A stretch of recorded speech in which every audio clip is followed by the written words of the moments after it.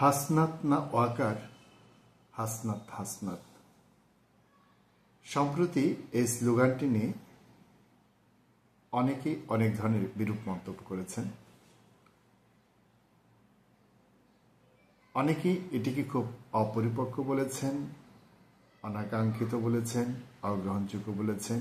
তারা যুক্তি দেখিয়েছেন একজনের সাথে আরেকজনের কোনো তুলনা হয় না, না বয়সের দিক থেকে, না পেশার দিক থেকে, না তাদের কার্যক্রমের পরিধির দিক থেকে।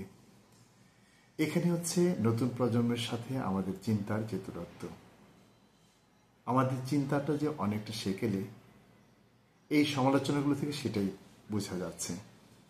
নতুন প্রজন্ম চিন্তার দিক থেকে আমাদের চেয়ে অনেক গতিশীল এবং অনেক ফাস্ট।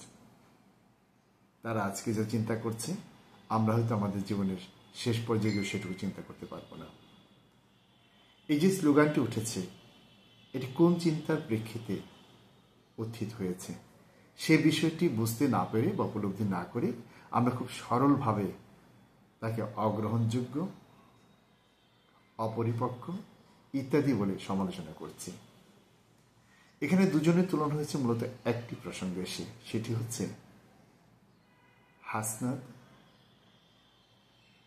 এবং সেনাপ্রধানের মধ্যে সম্প্রতি সেনাপ্রধানের বাসায় যে বৈঠকটি সংগঠিত হয়েছে, সেখানকার একটি বিষয়কে কেন্দ্র করে সেই বিষয়ে দুই দিকে দুজন অবস্থান।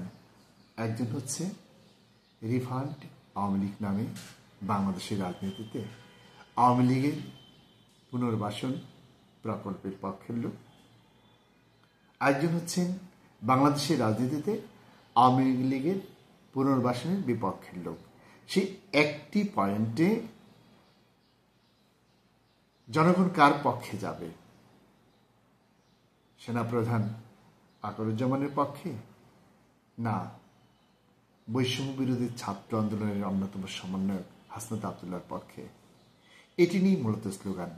অথচ এই জেনজির বা নতুন প্রজন্মের স্লোগানের মর্মার্থ বুঝতে না পেরে আমরা আমাদের সেই পুরনো আমলের ধ্যান ধারণা নিয়ে অন্যভাবে এটাকে ব্যাখ্যা বিশ্লেষণ করার চেষ্টা করছি। আশা করি আমরা যাদেরকে নিয়ে কথা বলবো তাদের অবস্থানটা আগে বুঝে নিয়ে তারপর সে ব্যাপারে সমালোচনা করব। সবাইকে ধন্যবাদ।